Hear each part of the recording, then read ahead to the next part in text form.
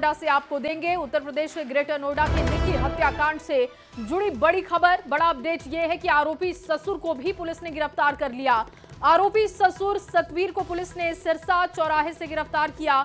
इस तरह से इस मामले में सभी चारों नामजद आरोपियों की गिरफ्तारी हो चुकी है।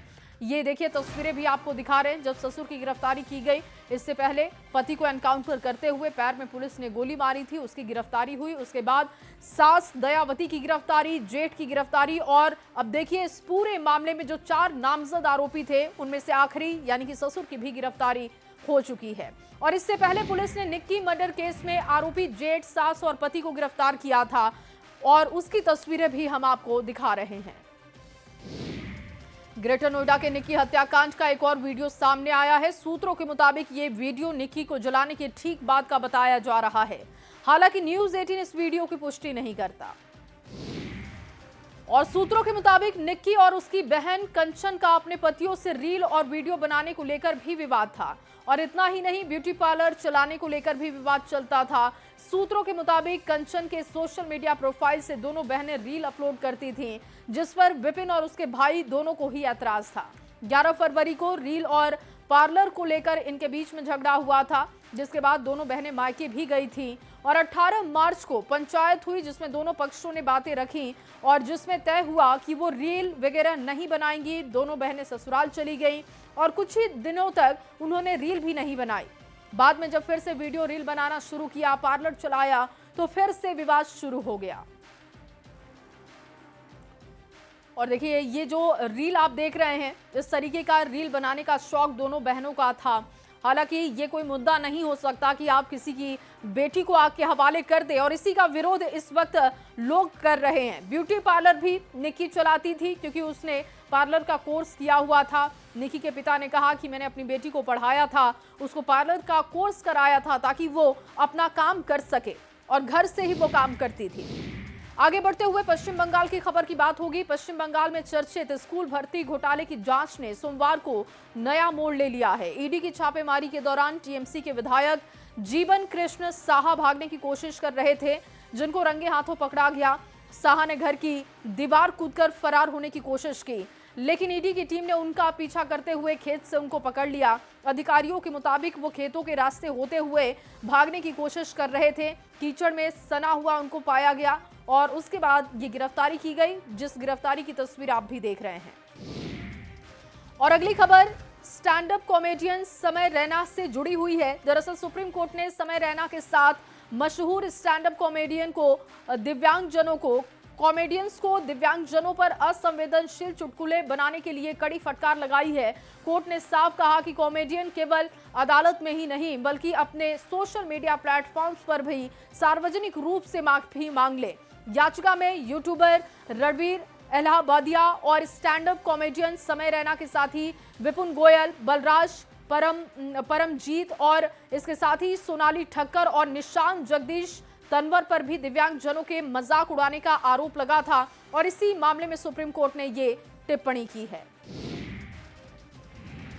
और आतंकियों को घुसपैठ कराने में नाकाम होने के बाद पाकिस्तान अब ड्रोन के जरिए नापाक हरकतों पर उतारू हो चुका है। कल शाम की खबर है जब पुंछ में 5 से 6 पाकिस्तानी ड्रोन देखे गए। मेंढर और बालाकोट इलाके में संदिग्ध ड्रोन पाए गए, जो कि कुछ ही देर के बाद वापस पाकिस्तान की तरफ चले गए। माना जा रहा है कि वो पाकिस्तान के सर्विलांस ड्रोन थे। वहीं एक आशंका ये भी है कि पाकिस्तान की तरफ से ड्रोन से हथियार गिराए गए होंगे, लिहाजा सुरक्षा बलों की तरफ से उन इलाकों में सर्च ऑपरेशन भी किया जा रहा है। बात अब बाढ़ बारिश की होगी। देखिए बाढ़ बारिश से जम्मू में तवी नदी अपने उफान पर है और तवी नदी में सैलाब से पाकिस्तान में हाहाकार भी मच सकता है, जिसे देखते हुए भारत ने बड़ा दिल दिखाया और सिंधु जल संधि स्थगित होने के बावजूद पाकिस्तान को इसकी सूचना दी गई है।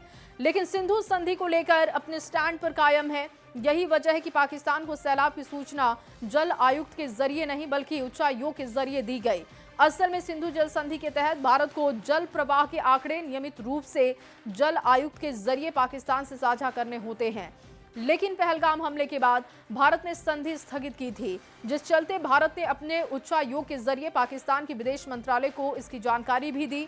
आपको बता दें कि तवी नदी डोडा जिले के भद्रवाह में कैलाश कुंड ग्लेशियर से निकलती है, जो कि अखनूर के पास चेनाब नदी में मिल जाती है, जो पाकिस्तान के पंजाब प्रांत में बहती है। और जम्मू के ज्यादातर इलाकों में आज बाढ़ बारिश का अलर्ट भी जारी है। सैलाब के साथ भूस्खलन का भी अलर्ट है, जिस चलते पूरे जम्मू में स्कूल बंद है। जम्मू के कई इलाकों में सैलाब और भूस्खलन की खबरें आ रही हैं। रियासी जिले के सलाल इलाके में भी भारी भूस्खलन हुआ, जिससे सलाल रियासी मार्ग फिलहाल बंद हो चुका है। प्रशासन ने स्थिति पर निगरानी रखी हुई है और यातायात बहाल करने के लिए आवश्यक मशीनरी मौके पर भेजे गए हैं। मलबों को हटाने का काम हो रहा है। और जम्मू के उधमपुर में दुधार नाले के पास भी भारी भूस्खलन की खबर, जिससे कि धार रोड बंद कर दिया गया। यात्रियों को वैकल्पिक मार्ग से यात्रा करने की सलाह दी गई। और आगे बढ़ते हुए आपको एक बड़ी खबर देते हैं छपरा से। ये बड़ी खबर, जहां छपरा में ऑर्केस्ट्रा की वजह से एक एम्बुलेंस करीब 30 मिनट तक जाम में फंसी रही। इस दौरान एम्बुलेंस में बीमार मरीज जिंदगी और मौत के बीच जूझता रहा, लेकिन डांसर्स के ठुमके देखने के चक्कर में किसी ने रास्ता खाली करना जरूरी नहीं समझा। अब ये वीडियो सोशल मीडिया पर वायरल हो रहा है और मामला जनता बाजार इलाके का है। देखिए, दो तस्वीरें आपको दिखा रहे हैं। एक तरफ सड़क पर ऑर्केस्ट्रा डांस हो रहा था, डांसर्स के डांस को लोग देखने के लिए भीड़ लगा चुके थे। दूसरी तरफ देखिए, एक एम्बुलेंस उसमें फंसी थी। एम्बुलेंस में मरीज था, इमरजेंसी केस था, लेकिन जगह ना मिलने की वजह से परेशानी का सामना करना पड़ा। अब सवाल यह है कि क्या डांस जरूरी था या किसी इंसान की जिंदगी? और न्यूज़ 18 इस पर सवाल पूछता है कि डांस के लिए मरीज की जान क्या लोग ले लेंगे? और पहले डांस जरूरी या फिर मरीज की जान? ये भी गंभीर सवाल। रास्ते को खाली कराया जा सकता था, इसकी पहल की जा सकती थी। जो लोग वहां पर खड़े थे, किसी ने रास्ता खाली क्यों नहीं किया? ये भी गंभीर सवाल है। और क्या इससे लोगों पर कार्रवाई भी होनी चाहिए? ऐसे बीच सड़क पर किसके परमिशन से ये ऑर्केस्ट्रा चल रहा था? कैसे ये डांसर्स वहां पर पहुंचे? किसने इस पूरे कार्यक्रम का आयोजन किया? इस तरीके के तमाम सवाल न्यूज़ 18 बिहार झारखंड उठा रहा है। और अगली खबर गोपालगंज से, जहां गोपालगंज में महावीरी अखाड़ा जुलूस के दौरान शर्तों का उल्लंघन करने पर पुलिस ने बड़ी कार्रवाई की। मीरगंज थाने में 29 नामजद और 300 अज्ञात पर मुकदमा दर्ज किया गया है। साथ ही 9 डीजे संचालकों पर भी प्राथमिकी दर्ज हुई। आरोप है कि जुलूस में ऑर्केस्ट्रा और डीजे बजाए गए, आरजेडी का झंडा लहराया गया, जाति सूचक गाने भी बजाए गए और इसका वीडियो भी सोशल मीडिया पर वायरल हुआ। अगली खबर कटिहार से, जहां मदरसा से जुड़े फर्जीवाड़ा का मामला देखने को मिला, जहां एक ही मदरसे के नाम पर दूसरे मदरसा का फर्जी निर्माण भी करा दिया गया। दोनों मदरसे का एक ही रजिस्ट्रेशन नंबर और एक ही एप्लीकेशन भी है और मामला विनोदपुर प्रखंड का बताया जा रहा है और इसकी जानकारी अब पुलिस जुटा रही है। कुछ दो मदरसे की स्थिति इस तरह की बातें आई है आपको? कुछ माध्यमों से जानकारी प्राप्त हुआ है कि एक नाम से मदरसा 2 जगह पर संचालित है। उसका जिला शिक्षा पदाधिकारी को जांच करके रिपोर्ट देने का आदेश दिया गया। जांच में जैसा भी बात आएगा उसके बाद आगे कार्य करेंगे। क्या है सर? मामला पूरा है जो एक माननीय उच्च न्यायालय पटना में केस दायर हुआ था, Mohammad Alauddin Bismil versus the state of Bihar government, जिसके आधार पे इस मदरसे का निरीक्षण होना था।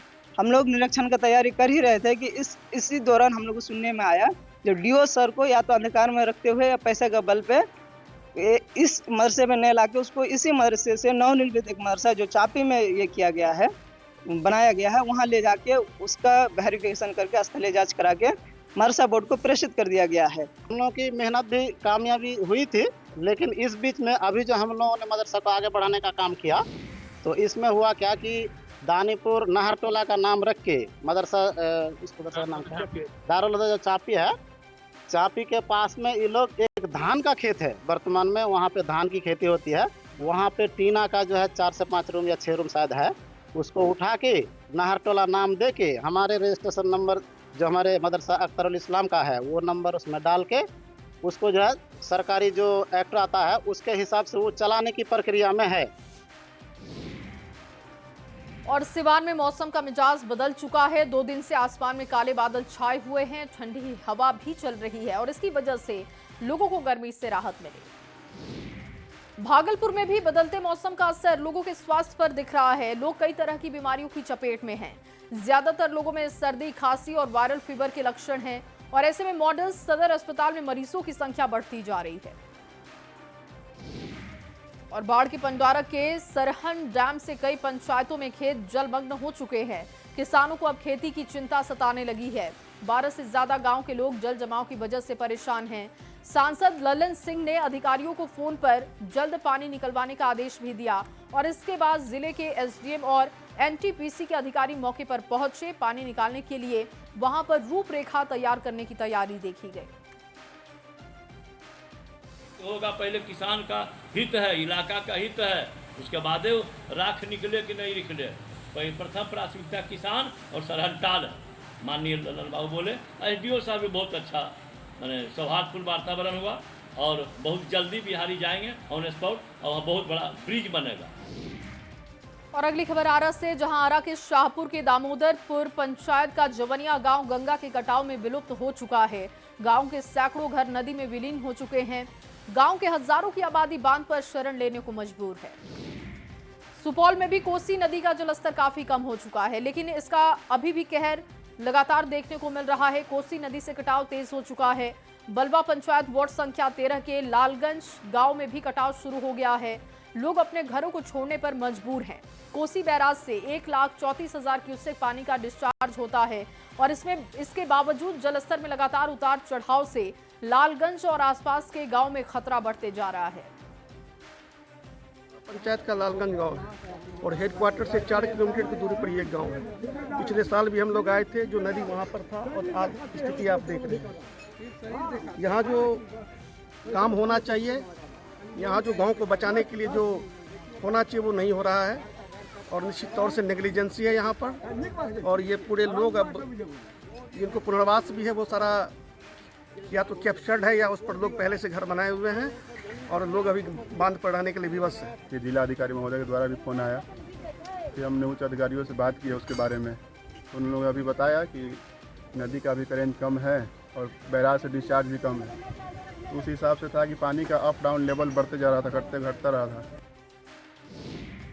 और वहीं पटना में हुई बारिश के बाद जगह जगह पर जल जमाव की स्थिति बन गई है। गांधी मैदान के चारों तरफ मेन रोड पर जलमग्न स्थिति दिखाई दी। नगर निगम की तरफ से जल्द पानी हटाने की कोशिश हो रही है।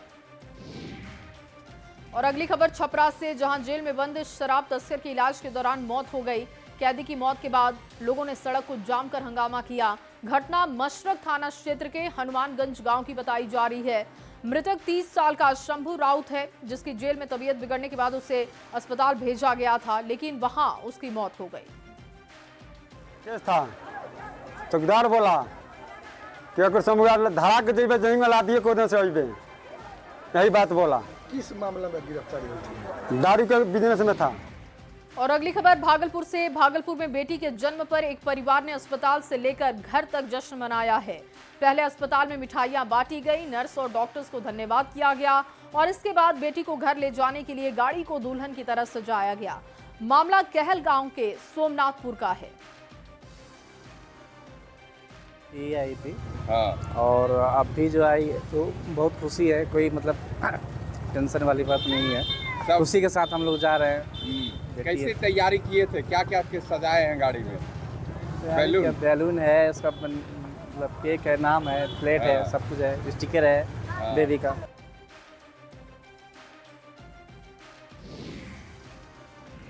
और अगली खबर सासाराम से, जहां कांग्रेस ने विधानसभा चुनाव के लिए उम्मीदवारों के चयन की प्रक्रिया शुरू कर दी है। इसको लेकर महाराष्ट्र की कांग्रेस सांसद प्रीणिति शिंदे सासाराम पहुंची और विधानसभा चुनाव लड़ने की इच्छा रखने वाले उम्मीदवारों से बातचीत भी की है। उनके बायोडाटा का संग्रह हुआ। उनका काम होता है जो हमेशा की तरह काम होता है, जो कांग्रेस की जो प्रोग्राम है, मैनिफेस्टो है, वो हर घर पहुंचना चाहिए, ग्रास रूट पे काम होना चाहिए और वही स्क्रीनिंग कमेटी उसके लिए उसका ये होता है फॉर्मेशन। तो अभी जितने भी हमको मिले हैं वो सब इसके ऊपर और 10-15 मीटिंग्स होने वाली है, ये एक मीटिंग में नहीं। और अगली खबर सासाराम की चिनारी से, जहां पर दुर्गावती जलाशय में बिहार सरकार की ओर से 2 हाउस बोट उपलब्ध कराए गए। पर्यटक हाउस बोट में रात बिता सकते हैं और झील के प्राकृतिक नजारे का आनंद भी ले सकते हैं।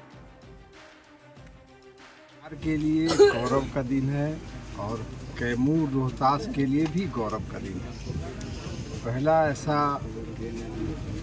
आवास बोट बिहार में पहली बार 5 पहाड़ियों के बीच बसे दुर्गावती जलाशय में आज जलावतरण किया गया है। ऐतिहासिक ये हाउस बोट है। बिहार में पहली बार दुर्गावती जलाशय करमचट बांध में शुरुआत हुआ है। मंत्री जी को, भारत के प्रधानमंत्री जी को, माननीय नीतीश। और इसी खबर के साथ इस बुलेटिन में बस इतना ही। आप बने रहिए न्यूज़ 18 बिहार झारखंड।